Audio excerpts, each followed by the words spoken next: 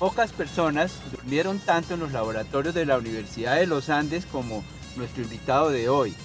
Se trata de Ricardo Naranjo, un ingeniero civil que para trabajar en sistemas conformó equipos de trabajo para quienes el día no era suficiente.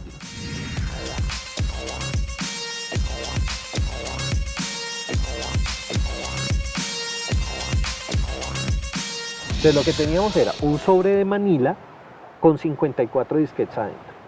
Esos 54 disquetes tocaba primero copiarlos en la universidad y devolvérselos al profesor Toro, que era pues el dueño de la bolsa. De la bolsa. Entonces uno copiaba sus 54 disquetes. Uno llevaba sus 54 disquetes a la casa y comenzaba a instalar Linux, disquete por disquete. Cada disquete se demoraba 3 minutos, o sea, era por cada 10 discos, media hora, ¿sí? Claro, más de una hora. Y llegaba uno al disco número 53 y salía un error, no, el disquete salió mal. Entonces vuelva a la universidad el otro día copiar a buscar, copiar el disquete 53 y volver a comenzar el proceso. O sea, realmente para yo tener el primer Linux funcional, funcionando con X Windows, con todo en mi casa, fue un trabajo más o menos de unos 3 meses. Para tener el primero. Para tener el primero que uno dijera, bueno, ya está bien y ya lo puedo utilizar. Y no había distribuciones de Linux.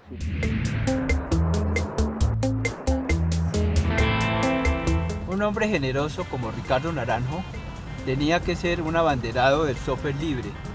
Es como querer liberar las letras, los sonidos o las palabras. Sus empresas generan soluciones, pero los elementos de su trabajo han sido siempre de fuente abierta. Y entonces en el 98 fundamos Esquina y comenzamos a trabajar, a hacer implementaciones. Yo trabajaba en la parte de desarrollo de software, Jaime trabajaba en la parte, bueno, Jaime no, el Pato, porque sí, el Pato, porque Jaime, cuando yo lo fui a buscar en los Andes a un famoso Jaime Gómez, no lo pude encontrar, hasta que una secretaria dijo, ¿no estarás buscando al Pato? Le dije, sí, y efectivamente se nos quedó el Pato.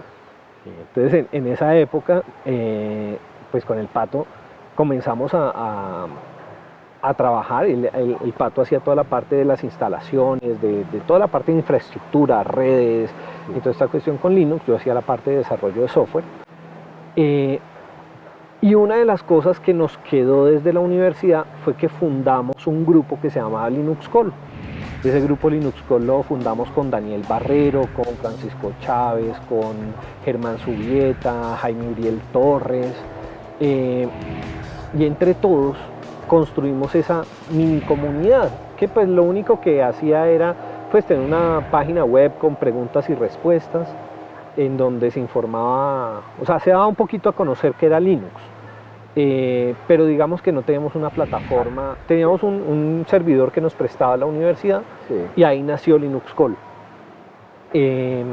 Cuando fundamos Esquina, el Pato tomó a Linux Call en su computador de la universidad. Él trabajaba como profesor en la universidad en ingeniería mecánica, y en el computador de él comenzó a funcionar Linux Call, y ahí fue la primera vez que tuvo dominio Linux Call, porque Daniel Barrero se había ido a trabajar en España, y entonces se había ido a estudiar a Francia, y en Francia, desde Francia, él administraba Linux Call. Remoto ya, claro. Y entonces el Pato dijo, no, pues ya yo me quedo con la herencia de Daniel, y pues ahí quedó. Ya el Pato comenzó a funcionar con Linux Call.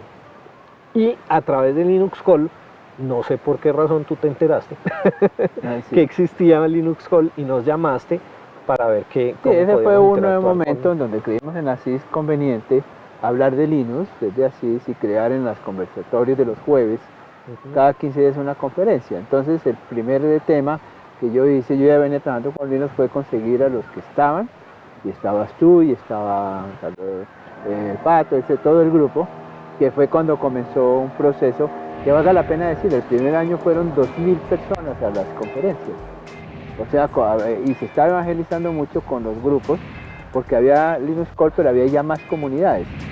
No, llegó a haber 27 comunidades, me acuerdo. Sí, en esa estaba época, las Merlinux, universidades. Iscariote, de cada universidad Cada tenía universidad su... tenía, exactamente. Sí, y Sí, Colibrí fue mucho después. eso fue después. Sí, Sí. fue después del 2000. Pero bueno, digamos que en principio fue a través de LinuxCall que tuvimos este encuentro con Asís y decidimos unir fuerzas. Ahí fue cuando conocimos a Jorge Mario Calvo. Con Mario Calvo, con Ubicuando, creo que por con esos años Ubicuando, que en esa Ubicuando, época. sí. Y ahí comenzamos a trabajar en la difusión de Linux a través de conferencias. Sí, eso fue. Que lo que acordamos fue que era en la hora del pico y placa, que creo que era de 6:30 a 7:30, y entonces las Sí, llamábamos sí, sí.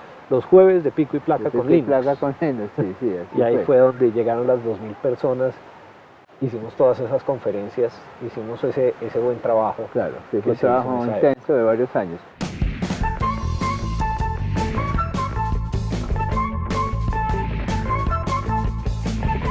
¿Tú tienes clara la época en donde se corta la línea Unix-Linux? Habla un poquito de SSO, lo que hablábamos un poco sobre eso. Porque hay Sí. un momento, porque la comunidad Unix era muy fuerte, ¿no? Yo pertenecía a ese grupo. Ujú. Viajábamos todos los años a la Universidad de Santa Cruz en California a estudiar Unix, ¿sí? Y era pero hay una línea, desde el lado, como tú lo ves, que viene un gran rompimiento de Unix, básicamente. Correcto. Casi que desaparece dentro del concepto de comunidad. Sí, cuando Unix arranca, Unix tuvo un inicio bien simpático, y es que no fue patentado. Quien encargó la hechura de Unix fue la Oficina de Patentes de Estados Unidos, curiosamente. Sí, claro. ¿Sí? Y entonces la Oficina de Patentes encargó Unix, pero en esa época el software era totalmente despreciable, era algo que no tenía valor. Entonces, Linus Torvalds no tomó ese núcleo, ese primer núcleo de Unix, del que habían nacido todos los otros Unix, sino él creó el código fuente desde ceros. Él comenzó desde la primera línea a escribirlo, y aunque estaba basado en el mismo Concepto, idea, sí. en el mismo Que diseño, sea muy paralelo, claro. Ujú. Sí. era una cosa independiente. Sí. Eso fue una historia después de los Juegos Olímpicos del 96 de Atlanta, cuando ningún web service, ningún servidor web, soportó la demanda que hacían los periodistas a los resultados de la Olimpiada del 96. Y en esa Olimpiada, el único sistema servidor web que soportó la demanda que había fue Apache. Y debido a eso, IBM volteó sus ojos hacia el software libre, porque IBM claro. eran los responsables Claro. de esos servidores web de las Olimpiadas de Atlanta, y pues el único que les salvó la vida fue Apache. Entonces IBM como que dijo, hombre, esta vaina del software libre ya no es un juguete, o sea, esto es una cosa seria, esta es una cosa importante. Y entonces IBM hizo dos cosas en esa época. Uno, estamos hablando del 97, 98. Una cosa que hizo fue que puso $2 billones para las empresas que apoyaban el software libre, como una especie de donación o de financiamiento para estas empresas, diciendo yo creo en el software libre. Y otra cosa que hizo fue que parte del código fuente del Unix de IBM lo donó a Linux.